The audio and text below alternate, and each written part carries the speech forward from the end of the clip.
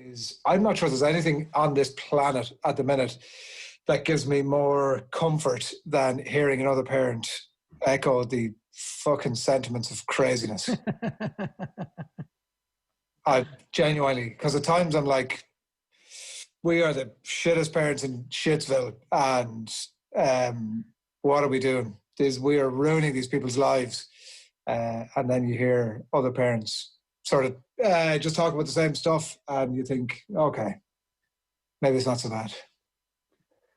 Yeah, I don't think we can be too hard on ourselves. And I do, when I hear other parents saying, oh, sure, look, they spent way too much time on screens, but like, what can we do? We have to work. I do feel a bit better about it. We have tried to get back to our old rules of no screens before 6 o'clock, but that's already been broken today. I can't even record the podcast without I have to say hello to people who are smaller than me. Hello. You guys just chat amongst yourselves for about 10 seconds and I'm going to mute. And what has you feeling like you're a particularly bad parent at the moment, Adrian, that you're like seeking comfort for?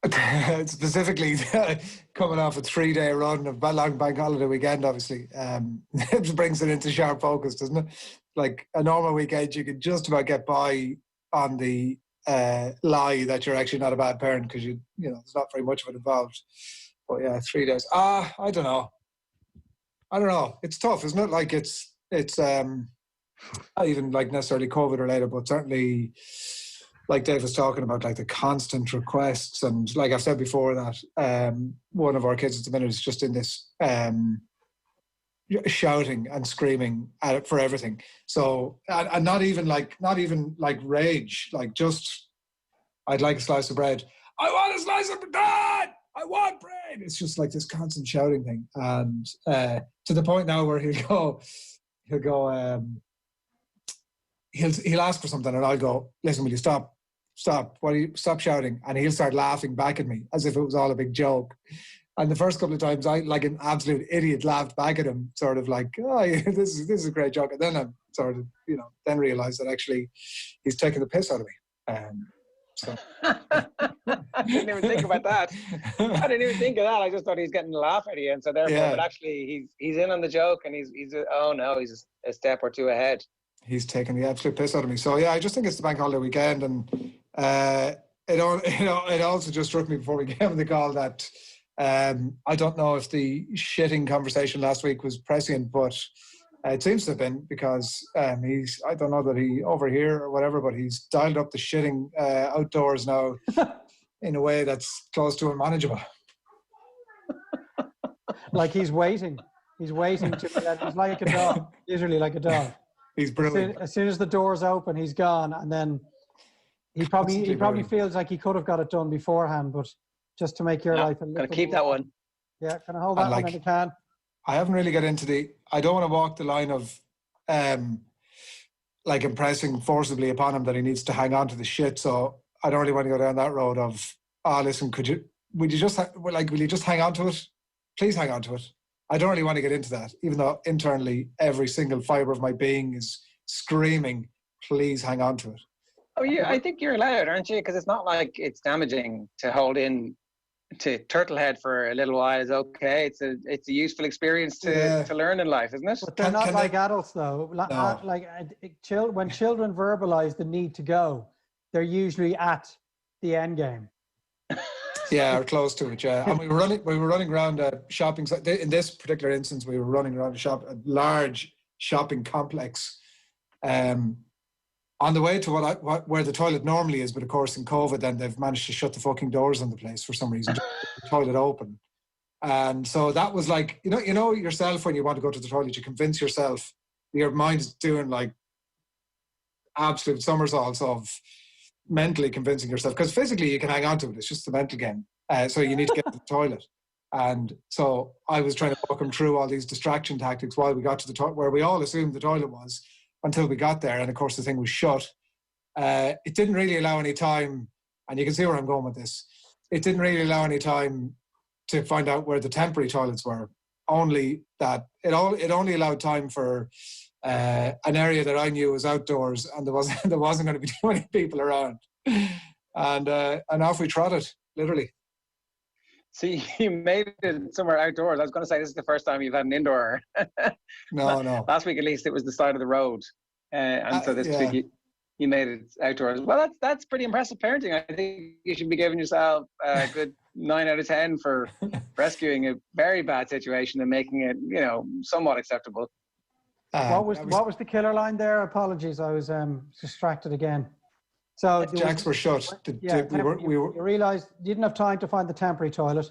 So jacks were shut. Temporary toilet, didn't have time to find it. Even though it turns out we had literally, of course, we weren't looking for it, but we had literally walked past it 3 minutes earlier. We had to go outside, Dave. Oh, we had to take a shit outside. Outside? Is this Dundrum? No, another outside shopping complex, which I'm okay to talk about because we went back and cleaned it up afterwards. I mean, so grim. Yeah. We did leave it for an hour just to allow a little bit of crusting to set in.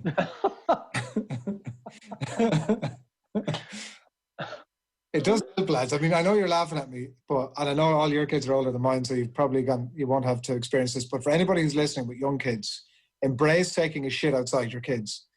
Embrace taking a shit outside. And if you can, if there's a way to let it crust for a while, it just makes the whole process way easier. Get your plastic bag, put the tissues on the inside, so you don't have to make any actual texture contact. So it doesn't, the water, the way plastic bags are supposed to be water, they're not waterproof. We all know the water seeps through. So you get a handful of the watery shit coming through. But the tissues is actually the trick. That sounds great. Tissues is the trick. And also try not to do it you won't have any, just forewarned, if the weather is hot as it was on Saturday or Sunday, whatever day it was, the flies will be attracted to the shit by the time you get back to it. So that's the thing. The flies. That's why I think you have to clean it up there and then, because the flies, as we all know, are agents of disease. They're landing on that. They're going at the shop. They're landing on the buns. They're landing on the bread at the bakery, and all of a sudden, that's how outbreaks start. The other, outside of trying to avoid an outbreak, the only other helpful hint I can give, if you're caught, as I was, assuming we were going to a toilet with all the facilities you expect at a toilet, including toilet paper, and then suddenly realising that you don't have any of that type of luxury at hand, and short of obviously having to pull up his pants without any action on that front, try and get yourself as close as you can to a good leafy tree. Did you have to use a tree leaf? Tree leaves, absolutely. Oh my God, this is... He didn't care. He literally didn't give a shit. Well, he did. Do we need to officially assign a portion of every podcast to this subject matter? Because it does seem that increasingly we're beginning every episode with the latest updates on whose kid is dumped where. I'm spiraling out of control. I'm hoping that... I don't know at the end of how this all ends, but I'm hoping that, I'm as keen as anybody that I don't have to update this thing, is what I'm saying. Well, no, I keep the updates coming while they're relevant. And if anybody else out there has anything that they want to get off their chest, dadcast@offtheball.com is the email address. An email from Barry this week. I should have checked that one there. Oh, yeah, I can do this from Barry. Hi, lads. nearly get full name. It's from Barry. Hi lads, really loving the podcast, especially since COVID lockdown. Just on this week's episode and the snip conversation, I just wanted to contact you and recommend Treaty Medical in Limerick. I'm 42 and my wife was 41, so after our second kid, I booked in straight away for the procedure. Best 500 quid I've ever spent. Procedure itself lasted less than 15 minutes. I compare it to going to the dentist for a filling. The initial anesthetic injection was the only sore bit. Recovery was within days with no great pain. Just a little bit of uncomfortable feeling. The only negative is that the VHI don't pay for it. Keep up the good work. Love the show. Thanks, Barry. Oh, This is our first endorsement we've had from a listener who's emailing us. Treaty Limerick and Medical have done it for 500 quid. Maybe they'll give us a Groupon batch discounts. The only thing that's sticking out for me from that contact is the anaesthetic. Where is that going in? You're Mickey, Adrian. That's where it's going. It's going. Is it going? Mickey. No, it's not. Surely not. Into your groin somewhere, I'm assuming. What? It's like it's a local anesthetic. It's not like a No. 2 towns over. Oh, surely. You don't napalm the neighbouring village if you want to get the village. Well, then technically into your ball sack, is it? I don't know which bit is the thing. Is it not at the bottom? Oh, I think I'll have to Google this one. On the work computer there, Adrian. You've that email and the subsequent conversation between you two has definitely set me back mentally, maybe months. Really? He just said it's grand. It's like a filling. If this anaesthetic is as local as one suspects. Oh, that's great. Anyway, Well, what if you have another kid in the meantime, Dave? it's highly unlikely. Well, look, I don't know. Just to bring the tone down again. So I was reading the Mail the other day, which their female section, which I think I sent a picture in as the WhatsApp group. It was about I can't even remember it was about parenting teenagers. Somebody's written a book about this. And look, I kind of have a strict rule not to read this stuff because it's generally trying to scare people into, buy my book is essentially the general tone of the stuff, or you're all going to die, so you may as well consume. But it was about marriages breaking up after your kids become teenagers. It did the job. I was certainly scared after it.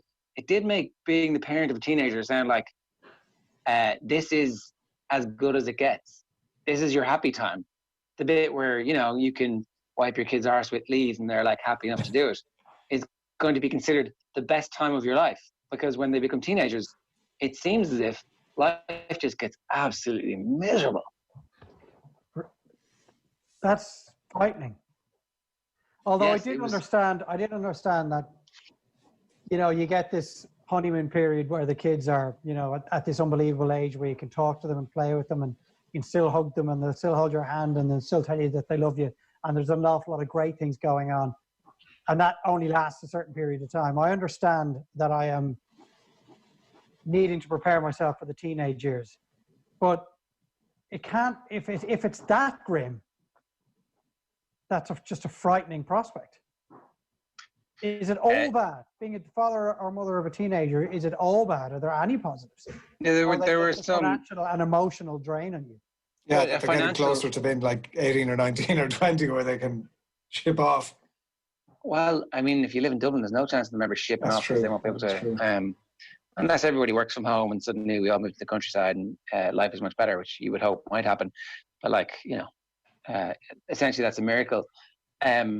There was it's so much more expensive because they all need to get you can't get away with buying them any cheap crap at various stages during the year. They understand that this is the lesser, cheaper version, the knockoff, without the brand on it that none of their mates have because they all have the actual proper stuff. It was you absolutely, you can forget about scheduling any of the good stuff because they'll be listening. They'll be up all the time. There's no bedtime. You actually have no time when it's okay, grand, the house is quiet now for an hour before bedtime. That's gone forever. They're in the room next door and they're probably listening. So maybe you can just go ahead and scar them for life. Maybe that's the right thing to do. If it's their choice to tune in. I mean, I would, from one's own experience, if one was to ever catch a sound or a side event like that, I'd have been gone for another post-op procedure. So maybe that they didn't actually think about that. That's the other way around. It's go ahead, fire away. Yeah. My fears are those nights where they're out and they should be home and they're not, and you can't sleep a wink for worrying about their safe return, and you probably have a meeting the next day, or in my case maybe a game, and you can't get a wink of sleep, and they maybe fall in the door at 4 or 5 in the morning, as we all did, waking our parents up, and then you're expected to get up and get on with your day the following day, and they can lie on till 4 or 5 in the afternoon, and if you quiz them on it, you just get abused. What sort of an existence is that? I wish you hadn't brought this up, because we're worrying about something now that's years away. It will have plenty. I know. But I think it maybe it ties in with your idea of like getting down on the floor and playing with them now and trying to make friends with them now, because like you will need this in your memory bank. This is going to be the thing that sustains you on those dark nights. Like, oh, actually, I do remember that time that we played that one time. The other thing is that like I think the teenage years seem to start quite early. Like certainly, I would say if some of the stuff that's going on at the moment is anything to go by, we're in for it. We are in for it. Our there's a lot of slamming of doors and storming off and totes of mosh. I'm like, all right, this is what it's like at 8. What's it going to be like at 15, 14? Yeah. Because at least the only comfort you get from that sort of stuff is like that, exactly that point that like, it's only a few years, right? And that, you know, the best advice that I ever got was everything passes, right? So yeah, a few years, like, so the unreasonableness has to stop at some point. But Jesus, if it's starting at 8, like you could be looking at 10 or 12 years of it. You know? I mean, they might not move out till they're 23. Like, what do you mean 23 and the rest? I know. By the time they reach 23, I'm saying, right, I'm renting your room to a boarder. I'm giving it to charity. Off you go. Let's not worry about things that are years down the line. If any of our listeners who are parents to teenagers want to get in touch and maybe give us open the window into hell, we'll be willing to read them. But I would like to hear some stories from parents of teenagers. Dadcast@offtheball.com. Dave, you put out a question last week. You wanted to know. I might have done an injustice on the tweet, unintentionally if it was. But you wanted to know how you can convince both your lads to be fully active participants in sport. Is that a fair summation? It's not. Convincing is too strong a word, because that means you're trying to do something against their will, which will never be the case. And they're only 3 and 5, very soon to be 6. But obviously, as I said last week, I've been obsessed with sport, whether playing it, reading about it, watching it, listening to it, working in it since I was about 5 years old. And if there is a chance that they will, well, there's a very good chance, given my level of obsession and fanaticism, that they will not come close to those same levels. Every dad, kind of, whether they're a father to a boy or a girl, wants to be able to sit down and watch a match with them. That, at the moment in my house, seems years away, if at all, that it might happen at all. But I guess I'm just looking for maybe your experience, Ger. I know Nathan's not on the line today, but he's a few years down the line as well, where it develops naturally. Or is sport as an entity as prevalent in young children's lives as it was when we really had nothing else to do? Because there was no internet, there was no mobile phones, and there was hardly any sport on the TV. And so we just went out and we just played, and that was the end of it, where it's a very different world now. And instead of going out into the green and playing football, or sitting down and watching a big game of football, because the games aren't as big anymore because there's 25 games every weekend, that they do something else, like play a computer game or watch YouTube or play make-believe out with their mates. I can't remember what. It was Mo Farah was on with Joe Wicks, and I don't know how it came on, but it ended up coming on, and they were like, "Oh, what's this? Who's this? What's going on?" And they ran a lap, and I was like, "Oh, this guy's a runner." And then we watched London 2012, 10,000 meters. I remember it was the 5,000 meters, and then we watched Usain Bolt in the 100 meters. So, and then just recently, we watched Katie Taylor's last fight against Delphine Pursoon. So we watched that one the next time. I think you kind of need to playlist it a little bit and go, this is interesting. This character is interesting. Watch what's going to happen here. Keep an eye on this. Like, because as you say, it's on all the time. Like, sometimes OTV Sports Radio will be on in the background, and my middle one will go, "Oh, this is so boring. Oh, this is boring. What are you talking about? That boring stuff again." Thursdays AM again, is it? Well, it might have been Fridays. And it's just like, I mean, I'm not going to insist that she sits down and listens to like a 35-minute interview where we talk about the fixtures and the structures of GAA. But I think like So they really like boxing and will happily sit and watch any boxing. But they also like cookery shows. So, you know, I'm going to actively encourage watching cookery shows because it means that we get to do this together, and then slip in some 100 meters, maybe try and get some. I actually don't know. I don't know what that playlist is going to be. Good idea. I'm just thinking tonight I'm going to sit down and I'm going to put YouTube on the big TV and we'll watch maybe Usain Bolt's Olympic finals, and you can see the fastest man in the history of time try to break his own world record and just see what the reaction is to that. Because there's few more spectacular sights than the Olympic 100 meters men's final. Maybe that might work. Well, it's a start. And here's the thing. I think you kind of need to do a little bit of it semi-regularly so that they kind of build up some sense of this not just being a one-off. Now, I was in the habit of doing it for a week or so, and then they went away for a while, and we haven't got back into the habit of doing it just yet. But, like, I don't know. When lockdown was at its kind of peak 2K, we were going up every night at around 5 for an hour and playing a bit of sports. And that certainly kicked on the level of interest. Yeah. Well, that's the most important aspect of it, the fact that they're outside doing something.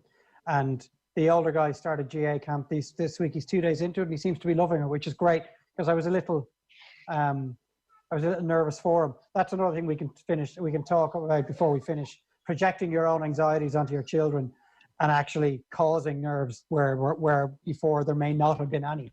I think I was guilty of that Sunday night. But what else would we be thinking of in terms of getting, say, the 5-year-old to 8-year-old kids to go, oh, actually, have you another video of, because, you know, if it's something to do with nature, I'd often hear, have you any more videos about megalodons, or have you any more videos about gorillas or anacondas? And I'd go trawling through YouTube to find this nature expert telling us all about, you know, the anaconda, and it's fascinating stuff. So I'd love to be asked, can you show me another 100 meters? Get Diego Costa's highlights reel, Dave, and just take that on. That's as close they're going to get. Or like I was thinking, you know, maybe the YouTube video of Maradona's greatest tricks, but I think football it's just too boring for them at the moment. But other little bite-sized chunks, I'll have a long think of that. If you think of anything else, I don't know.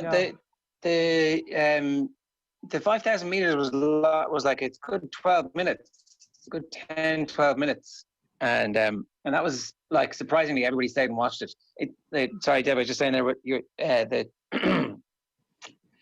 the London 2012 5,000 was like it's a good 10, 12 minutes that they actually sit and watch, and that's the limit, I think, the absolute limit of for non-cartoons, which they could watch for 6 hours if you let them stewing in their own filth. You're on mute there, Dave. In this YouTube era, I would have thought a 5,000 meter final was actually way too boring for anyone. It's the outer limit of it. Well, there's just enough happening. So he goes to the back of the field. And it's like, oh, this guy is really fast. Keep an eye on him. Okay, he's going to lose. You've set the scene. You've said, this guy's Mo Farah. He's going to win. Look where he is. Well, I didn't say he's going to win. Keep an eye on him. I didn't reveal that he was going to win. But they knew him from being in the Joe Wicks video. So there was at least a follow-on to that. I don't know. I'd love to get them into watching a bit more soccer, but who has 90 minutes to sit down and watch a soccer match? Look, nobody. Would you become a soccer fan now if you were starting 30 years later? I'm not sure I would. And you're influenced by your friends as well, aren't you? You are, and so that's an extension to it. If I was 8 years old now, 6 years old now, I'm not sure I would be the football fan that I was at the age of 8 and then went on to become, because it's quite long and it's quite boring and a lot of it is substandard. And I'm saying this as someone who absolutely adores the game and would love everyone in my life and the circles to sit down and do all day. We could do with an Ireland tournament. I think that would help. Yeah. It's the point about the numerous games, an interesting one. I remember as a kid, and it's the difference, obviously, between being playing yourself or being involved. I was definitely that kid when I was younger, get up in the morning in the summertime and go out all day until you had to be called back in again. And 2 a.m. or whatever however the exaggeration goes. And then the watching of it was such an event for us. Like, we didn't have BBC, and the neighbours across the road did, and we'd be over every Saturday afternoon for the 3:00 game on BBC, and there'd be apple tart and whatever else. And it was such an event. And that was what I think, it was the uniqueness of it and the build up to it. And I'm sure I was looking forward to the apple tart as much as I was looking forward to the football, but I couldn't wait for it every week. And I'm sure that was, like, I don't know if that's definitely a unique experience that can't be replicated now, just because it's so prevalent everywhere. But yeah, I don't know, but you're definitely mates and stuff. Like, it was a huge part of it. Sticker books, jerseys, like the culture of everybody obsessed about it in a way that, I don't know if it's dinosaurs now, whatever. Yeah, I think the point you made earlier about there being nothing else at that stage, like, there wasn't in a way that there is now. I do feel, though, that for those people who get into it, there is much more access to much more stuff. So you could become legitimately a fan of Italian football and watch every single match in Serie A next season as an AC Milan fan if you wanted to, in a way that, like, we had to wait for that 1 hour on a Monday night. And that was, like, I didn't have BBC or Channel 4 either. So all of that helped. And I think the fact that there were such big games, like, I distinctly remember around 85, that 85 Cup final, like, that being a big deal. And then that October, November, we were in Belfast when Northern Ireland qualified for the World Cup, and Pat Jennings got his 100th cap, and it was the same team who had reached the quarterfinals in 82. And so, like, these were big, this is like a communal thing that you watch with your family, and it's important. Whereas now, it's literally on all the time from all the world. So I can see people getting very, very deep into it and completely lost into it in a way that it was much more hard for us to do at that stage. You also need to be careful what you wish for as well, because the last thing you want is for them to be so obsessed that all they want to do is sit inside watching football, as opposed to being outside running around and kicking a football. I remember leaving the green in my area on the night that Germany played Bolivia, which was the opening game of USA 94. And there was kids everywhere. It was the middle of the summer. It was just 3 or 4 football matches, which I loved. All I wanted to do was play football. But I left and went inside on this beautiful summer's evening to go in and watch that game. And I remember my mates looking at me going, "What are you doing? Like, who does that? We're outside playing football there." I was the nerd that was going in to watch the opening match of the World Cup. So you don't want them getting overly obsessed either. It's a balance, but it worked out okay for you. Reader, he married football. We did get some responses to these tweets. Fran says, wanting your kids to love sport. We've got 3 boys, 2 are football mad, but our youngest is not bothered at all, which means he's left out of the first to 5 games in our backyard, etc. Recently, a football rolled past him in a way that was ripe for a half volley or the like. He totally ignored it, and inside, a little piece of me died. I think if contact sports are not your kid's bag, then you must find something that does have a team or competition element to it as they get older. It's really important for kids' development, I feel. Love the pod. Keep it going, lads. Regards, Fran. I think kids are naturally competitive anyway. I'm happy enough with the old no medals or everybody getting a medal, because you can see them just competing non-stop in every little facet of their lives. And like, they're going to learn to lose because life is one long series of defeats. That's how it works.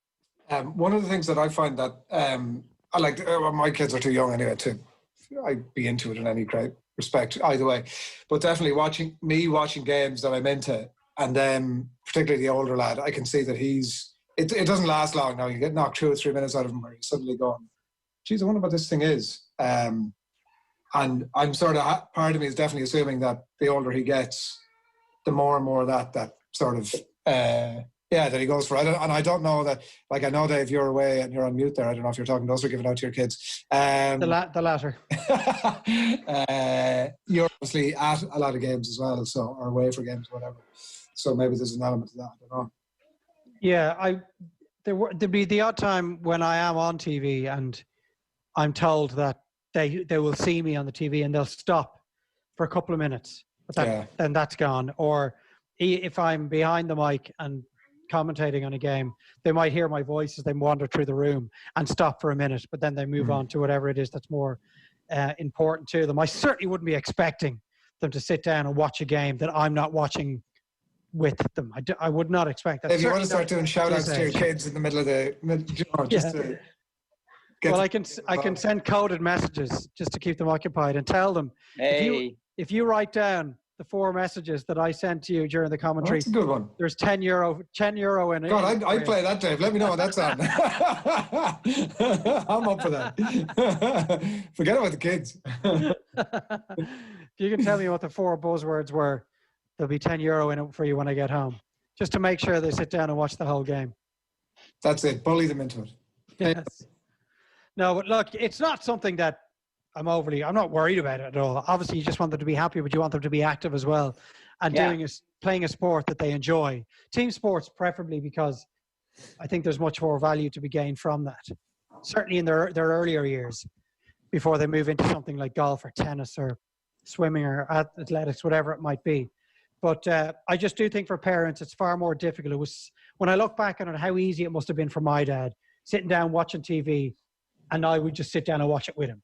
There was never any persuasion required. There was never any cajoling required. I just saw sport on the TV and took to it immediately. It's far more difficult, I think, for parents today to try and get children interested in this kind of thing. And you were right, Adrian, when you said it's to do with what their school friends are doing as well. You know, if there's a lot of stickers been traded, Panini stickers or whatever it is they do nowadays, well, then there's more chance he's going to pick it up and get involved in it and come home with a wad of stickers like a drug dealer in the schoolyard, which we were all around the time of Italia 90 and Mexico 86. Yeah, that really helped. Like the fact that Ireland were there in Italia 90, I think really helped. A few more of these. I think if you just play with your kids, they'll naturally grow a love of sport. At the minute, my 5-year-old will play football until the cows come home, but will not under any circumstances watch a game. It's boring, Dad, says Trevor Nocton. It's a fair point. And I think he's right. Bring the kids to as many sports as you can. They'll stay where they have fun and friends, says John Foley, which is, I think, again, the whole point. Bring them to matches, play with them outside, encourage them to join groups. If you raise your children to believe that sport is a TV show, then you're a very bad man, says Derek Kennedy.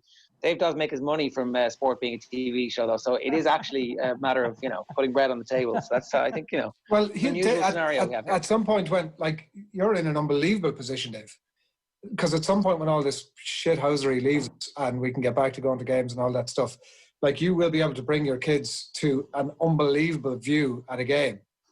Like, money can't buy experiences that they'll get as kids. I mean, if that doesn't work out, Dave, I think you can forget about it there. Well, that'll be a good few years away, I would think. In order to do that, you have to be absolutely guaranteed that they won't, 15 minutes into the game, want to leave. Yeah, it's boring. It's boring, Dad. Come on, let's go. Where's Dave gone? He had to go home. Daddy, I need to go to the toilet. Yeah, we're live here on whatever channel it might be.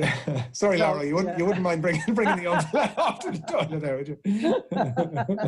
So yeah, I think we're talking teenagers before we're in that territory. Cian O'Connor says, first way up, do you actually want them to like sports? If they do, you never get to watch a match in peace again. You never get to not hear, but what if 1,000 times every game, you never get to not have to explain the rules every time? There's definitely a betting in period where you're like, and that was the case when we were watching the Katie Taylor Delphine Pursoon fight. There was a lot of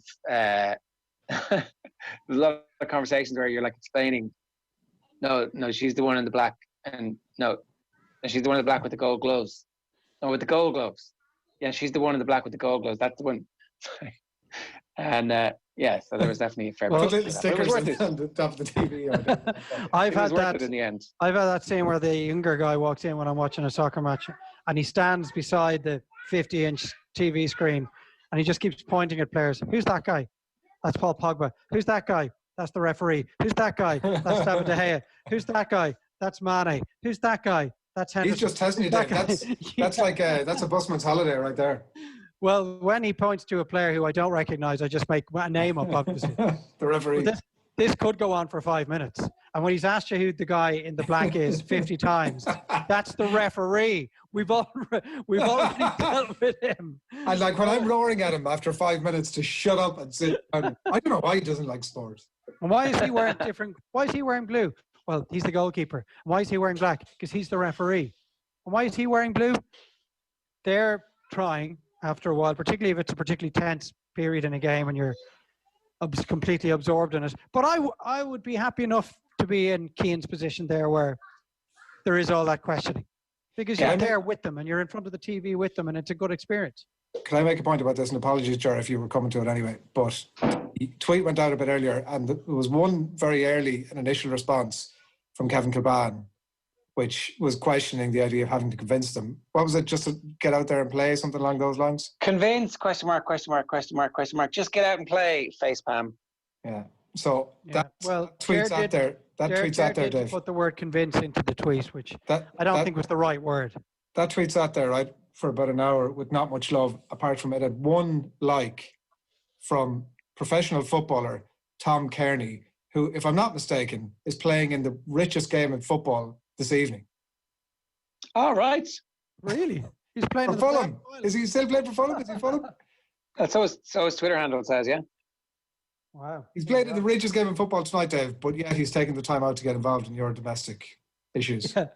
Well, encourage was probably the right word, and we're definitely encouraging him. So we can't be faulted for that right now. But in terms of me going out to watch them play competitive sport and team sports in the coming years, I hope that does happen, but I wouldn't guarantee it right now.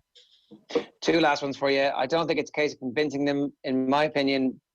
Maybe bringing them a good few times to various different sports and seeing what they enjoy the most. But defo, do not let them sit inside playing on a computer or watching the TV 24/7, which I think we could all agree with. And you got to try and set some limit on the amount of time on screens because they go crazy in front of the screens and their brain. That also comes back to a discussion we've had in the past where you wonder at what age are you happy enough for them to be out on the road and out on the street. And I've got to the point where I'm happy enough for the 5-year-old to be out in the street, but it can't really happen because the 3-year-old immediately wants to follow. What can you do there? You can't let one guy out and then shut the door in the face of the second guy. It's just not fair. It's not right. He feels he's got as much right to be out there as well. And I have noticed in the last couple of months, little games of street football breaking out outside in and around the houses, just as it used to do when I was a kid. I thought that was from a bygone area, but I have looked out the window and I've heard some shrieks and shouts in the last few weeks, and I've seen little games, 3-a-side, 4-a-side, breaking out on the road outside, and it's brilliant to see. You'd rather it was on the green, but we all played on the road when it was wet and it was wintry.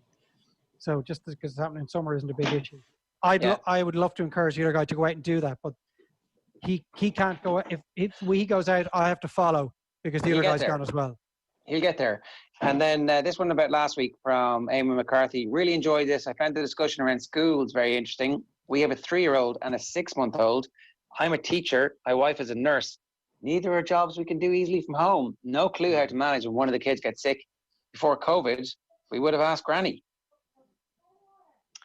I'm like, well, that is a tricky scenario. And I would say there are thousands of people around the country who are in a similar boat like that.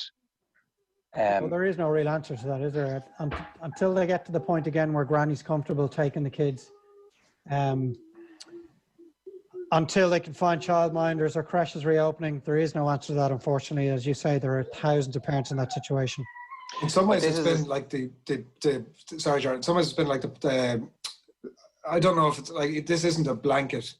It's not a case that this is the case everywhere, but certainly I think the expectations on grandparents have been too much in a lot of cases. And now that people have had to go without, maybe it's a realigning of all that. And I don't know, look, maybe we creep back into it again at some point, but I think like it's too, as I said, it's too broad a thing because grandparents are different ages and different capabilities. But I don't know, I do think that there can be an over-reliance on grandparents, and that if it sort of resets the boundaries a little bit, then that's no harm.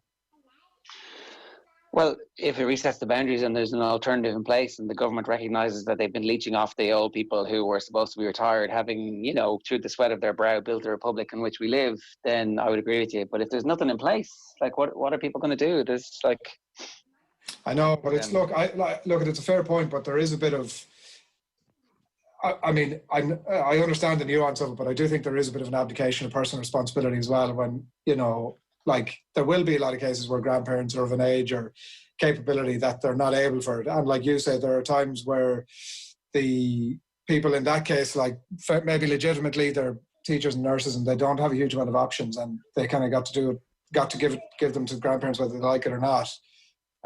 Like, it's the grandparents, maybe we're all in agreement at that point, it's the grandparents that end up carrying the can, and they really shouldn't have to. No, who should? You're the government. Well, I'm saying that there should be proper childcare in place. Otherwise, you're forcing people. Otherwise, parents have to pick only one of the parents being able to work. And if only one of the parents can work, they can't afford their mortgage.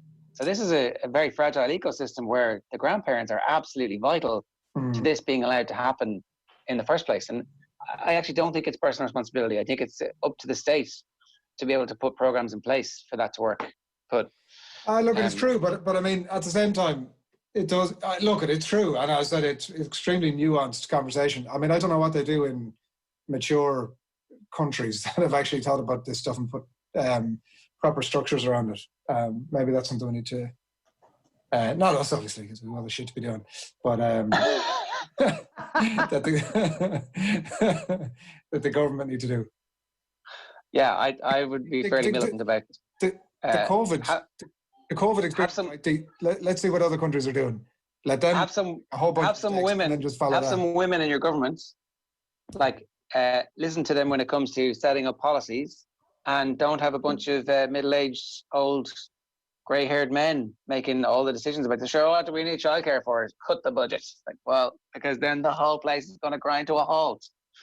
That would be my surely not that controversial take on this. No, you're certainly not saying something that hasn't been said before. And a more influence from the government level in the childcare sector is obviously absolutely vital, because what this COVID crisis has shown up is how it was on a knife edge as it was in terms of funding and people working within that industry being able to make an actual living. And now some of them aren't able to reopen. And as is the case for what the crew we were using. They won't be going back full time. And it's going to put a lot more strain on us. We're in a better position than many couples because of the weird hours that I tend to work. But I don't know what, for example, the couple in that position do. Like, what advice can you possibly give them? You hope they have understanding employers, but... Well, it's the government, it's schools, and then parents are going to become pissed off that you don't have a teacher or a nurse. Suddenly, the health system grinds to a halt because this is replicated over the course of 5,000 families and 5,000 nurses. Suddenly you can't go to work because there's an outbreak of flu. I just want to tell everybody that we've got some brilliant competitions up for grabs over the next while. Check out our social channels at Dadcast Pod on Twitter. We have prizes for Dublin Zoo, Fota Island, Killery Adventure Park and West Coast Aqua Park coming up over the next 8 weeks or so, and we'll pick a winner. So just go and make sure you retweet the competition this week. It's all with thanks to Fredo Treasures and their new space series. This week, as I said, we've got a €100 voucher for Dublin Zoo up for grabs for you and the family to enter. Just head over to the Dadcast Twitter channel and retweet to enter. It's that simple, and all with thanks to our good friends over in Cadbury and the new Fredo Treasures Space Series. So the new Fredo Treasures Space Series with Cadbury Dairy Milk buttons and one surprise toy in every chest. This product is treat-wise at only 76 calories. Unless you want the white Fredo Treasures, they've got white Dairy Milk buttons and one surprise toy in every chest, and that's 77 calories, as we established last week. Which means you can eat 3 or 4 of them. Well, that's what I would think. That's certainly what I'm thinking. It's like, I could have 10 of those and my whole calories for the one day wouldn't be... I'd still be treat-wise. The childcare situation is going to be very interesting to see exactly what happens, because a lot of people are only beginning to start looking at what's happening in September. This is August now. September is imminent. It felt like it was very far away when they cancelled the schools. It was like, it's going to be ages before we have to deal with all that stuff. But it's coming fairly soon, and a lot of workplaces are going to start saying, "Come on back into work." Yeah. Yeah, and what do you do? What do you do? And I don't know, even how much can we tell? Like, there's just so much uncertainty about everything at the minute. Like, still, even in relation to the pubs, there was to be some sort, I don't know, was there any, I haven't seen the news today, but if there was any, they were talking about the pubs reopening, obviously, and then they're after buying in all this stock, and then they're not supposed to reopen, and the uncertainty and lack of clarity that exists around all that, that's replicated across all of this. I don't know. Don't think it's a question we're going to find an answer for here. Leave it to the government, Dave, is what you're saying. Well, I don't know who you leave it to, but it's a time bomb. And if you get to the point where women in particular are going to have to choose between giving up their job and staying at home because there's no alternative, well, there's going to be major issues then, and hope, like you would hope we don't get to that point, but if we do, maybe something finally will be done about it then. The industry just needs to be, it needs to be subsidized. We subsidize farmers, and we subsidize the banks, and we privatize some areas. I think even we bring some into state ownership. That's what you need to do. Transport has gone that way. Hospitals, it's not beyond the realms of fixing. Most countries do, and even the fact that you were like, oh, some women are going to have to pick this, like that's because women have been horribly underpaid in Ireland as a tradition dating back to the formation of the state and well before that as well. So, look, Dave, you did a great job of setting up this week's Dadcast with your random question at the end of last week about getting kids to play sports. So, if you could repeat the trick this week.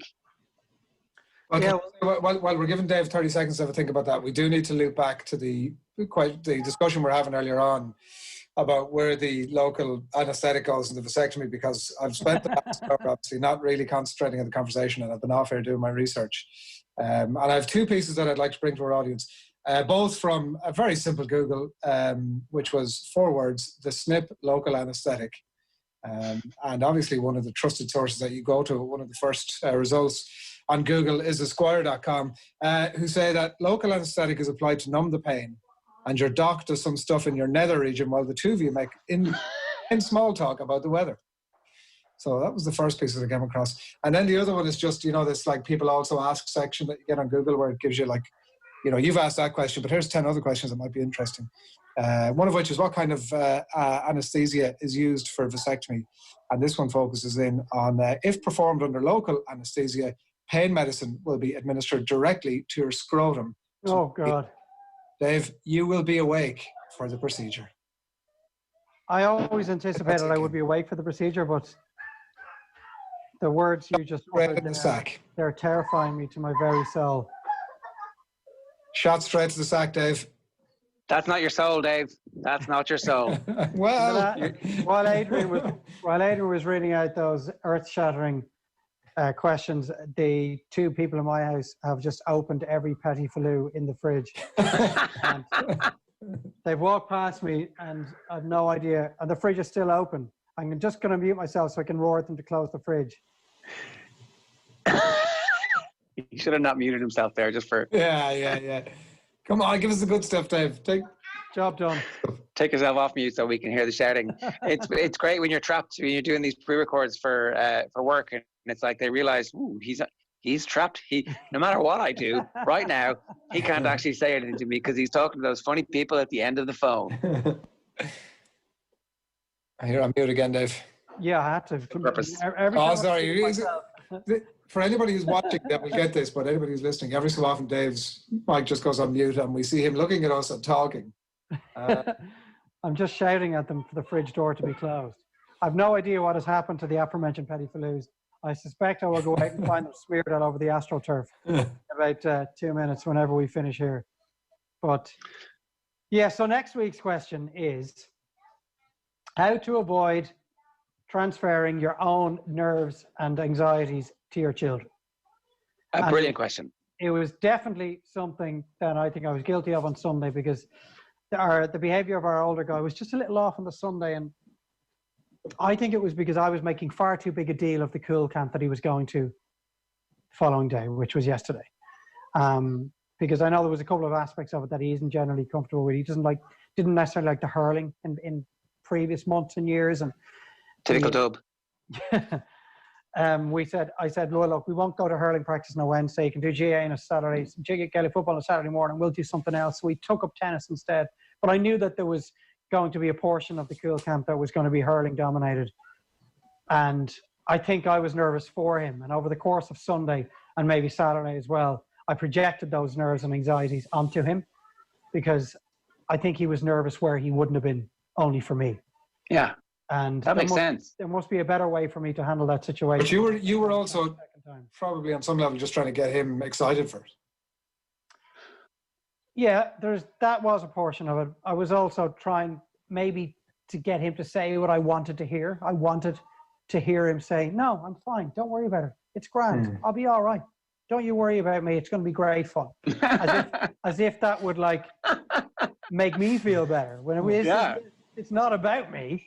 Well, I mean, you know, common denominator of the last couple of questions, Dave. That was Tony Soprano-esque there. This thing is definitely 100% about. Anyway, look, it's a good question, and we'll see if we can get any advice from our parents out there. This week's episode of Dadcast is in the book again. The Misadventures of Parenting, brought to you by Cadbury Freddo Treasures. Discover the new Freddo Treasures, the space series with Cadbury Dairy Milk buttons and one surprise toy in every chest. Stay tuned to our social channels for your chance to win. We'll be back next week. Nathan is on holidays this week, and I think he's on holidays next week as well. There was some talk of him dialing in because, you know, he's that kind of, but I think... he says he's in a black hole of Wexford or somewhere. Yeah, he's somewhere where there's really good Wi-Fi. But I think maybe he had something else scheduled. At least I hope he did. We'll see you next week. Good luck.